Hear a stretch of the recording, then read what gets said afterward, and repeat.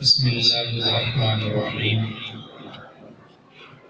نحمده ونصلی علی رسوله الکریم اما بعد اعوذ باللہ من الشیطان الرجیم بسم اللہ الرحمن الرحیم یا ایھا الذین آمنوا اتقوا اللہ وقولوا قولا سدیدا وقال النبی صلی اللہ علیہ وسلم النکاح من سنتی وقال النبی صلی اللہ علیہ وسلم ومن رغب عن سنتی فلیس منی او کما قال علیہ الصلاة والسلام صدق اللہ العظیم وصدق رسولہ النبی الکریم۔ میرے محترم دوستو، بزرگوں اور بھائیوں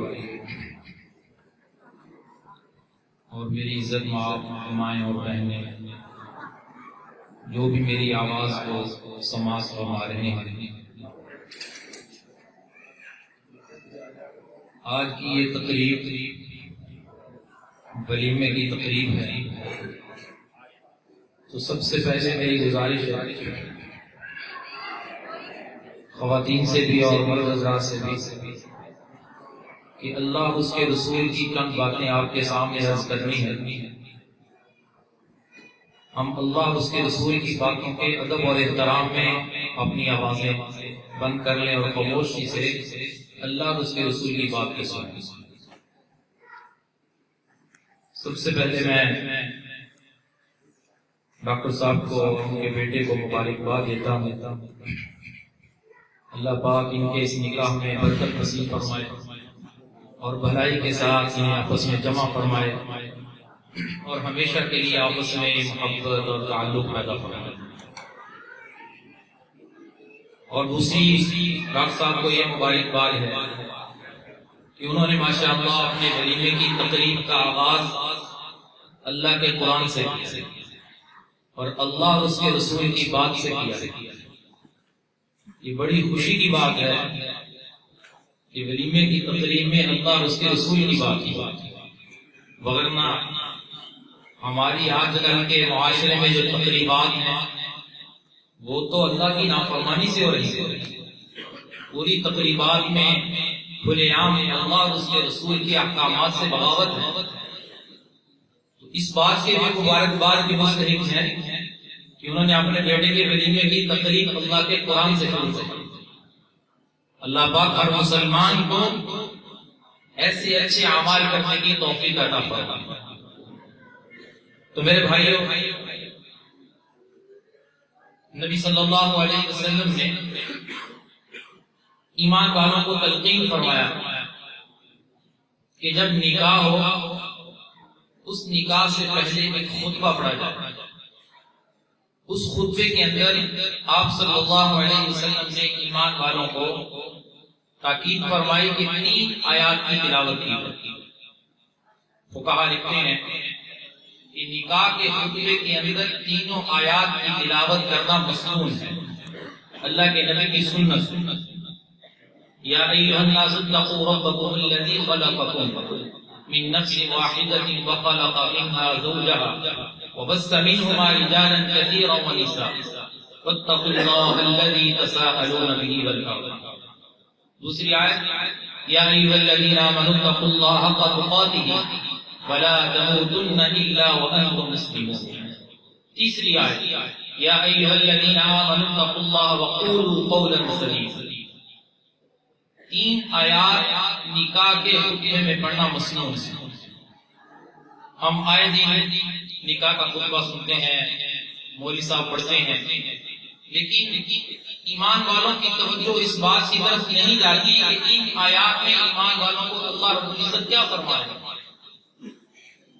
اگر ہم ان آیات میں غور کریں، پوری 3 آیات میں نکاح کا تذکرہ نہیں، جبکہ تقریب نکاح کی ہے، لیکن اللہ کے نبی صلی اللہ علیہ وسلم نے پورے کلام مجید میں فرقان حمید میں سے 3 آیات کو منتخب فرمایا، جبکہ نکاح کی آیات قرآن مجید میں موجود ہے، لیکن اللہ کے نبی صلی اللہ علیہ وسلم نے ان 3 آیات کی تلاوت کو نکاح کے موقع پہ اپنی امت کو تلاوت کرنے کی تلقین کرتے ہیں۔ علماء نے لکھا ہے اس کی وجہ کیا ہے؟ ان تینوں آیات میں کس چیز کا تذکرہ ہے؟ ایمان والوں سے کس چیز کا مطالبہ ہے؟ تینوں آیات میں قدر مشترک ایک چیز کا بار بار تذکرہ ہے۔ وہ چیز کیا ہے؟ آمنوا اتقوا اللہ، آمنوا اتقوا اللہ، آمنوا اتقوا اللہ۔ اے ایمان والو تم تقوی اختیار کرو، تم اللہ کا ڈر اپنے دلوں میں پیدا کرو۔ نکاح کے موقع پہ ایمان والوں کو تقوی کا حکم دیا جا رہا ہے، اس لیے دیا جا رہا ہے کہ جب ایمان والوں کے دلوں میں اللہ کا ڈر اور خوف ہوگا، ان کے پاس تقوی ہوگا، تو ان کے نکاح کی تقریبات بھی اللہ اس کے رسول کے احکامات کے مطابق ہوگا، تاکہ ایمان والے اس بات پر غور کریں کہ ہمیں اللہ نے ان آیات میں تقوی کا حکم دیا، اور شوہر کے سامنے، میاں کے سامنے بھی ان آیات کی تلاوت کی جا رہی ہے، دوسرے ایمان والوں کے سامنے بھی، اور اس بات کی طرف متوجہ کیا جا رہا ہے کہ تمہاری ایک نئی زندگی کا آغاز ہو رہا ہے، اور یہ زندگی تبھی خوبصورت گزر سکتی ہے جب بیوی کے دل میں بھی اللہ کا خوف ہو اور میاں کے دل میں بھی اللہ کا خوف ہو، میاں کو اپنی بیوی کے حقوق کی فکر ہو اور بیوی کو اپنے شوہر کے حقوق کی ادائیگی کی فکر ہو۔ یہ حقوق کی ادائیگی اسی وقت ہو سکتی ہے جب دلوں کے اندر اللہ کا خوف ہو، جب تقوی ہوگا، جب اللہ کا خوف، اللہ کا ڈر، تقوی دل سے نکلتا ہے تو پھر کوئی مسلمان دوسرے کے حقوق کی ادائیگی کی فکر نہیں کرتا۔ تو اللہ تعالیٰ نے یہ نکاح کے ذریعے جو رشتہ قائم ہوتا ہے بڑا اہمیت کا حامل، اللہ نے بڑا اہم رشتہ بنایا۔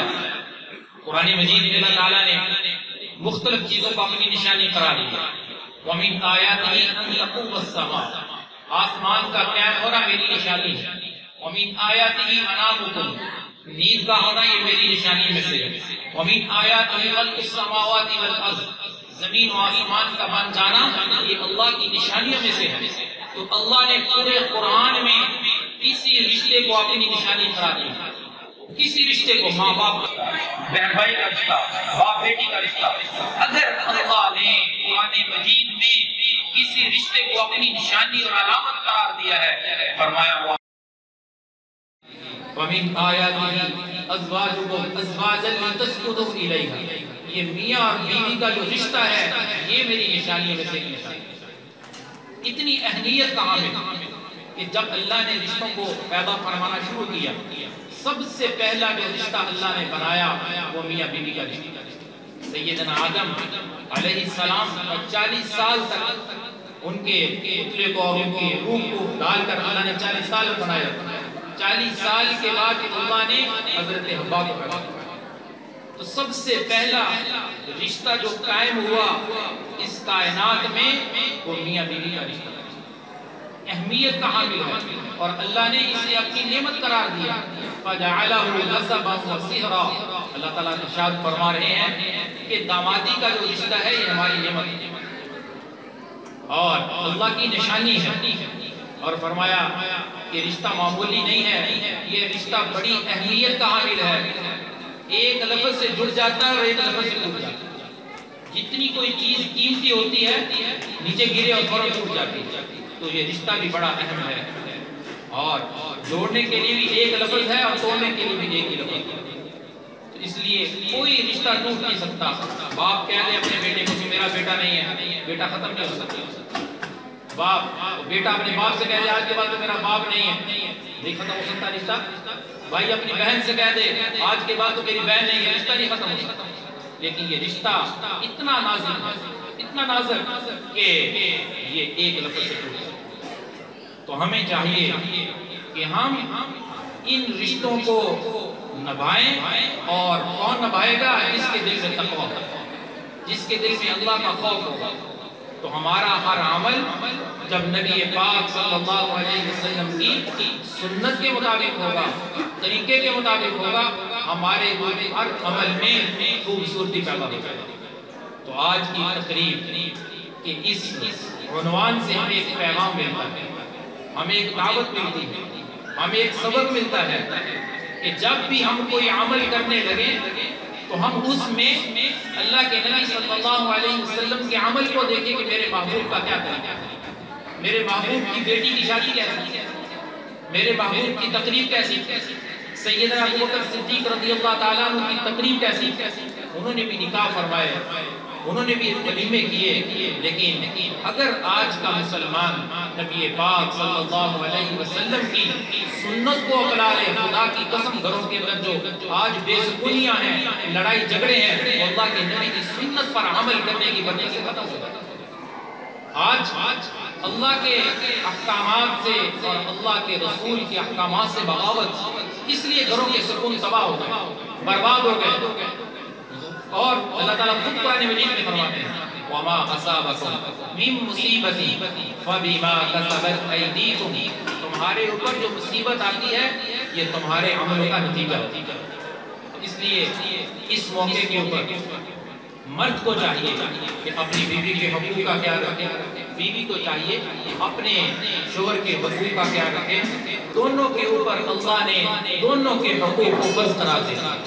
اللہ کے نبی صلی اللہ علیہ وسلم فرماتے ہیں عورت کے لیے کہ اگر میں کسی کو سجدہ کرنے کا حکم دیتا تو میں بیوی کو کہتا اپنے شوہر کو سجدہ کرو، اور اللہ کے نبی نے یہ بھی فرمایا کہ اگر کسی مرد نے اپنی بیوی کے حقوق کو ادا نہ کیا، کل قیامت والے دن محمد الرسول اللہ کی عدالت میں اس کی طرف سے مدعی بن کے کھڑا ہوگا۔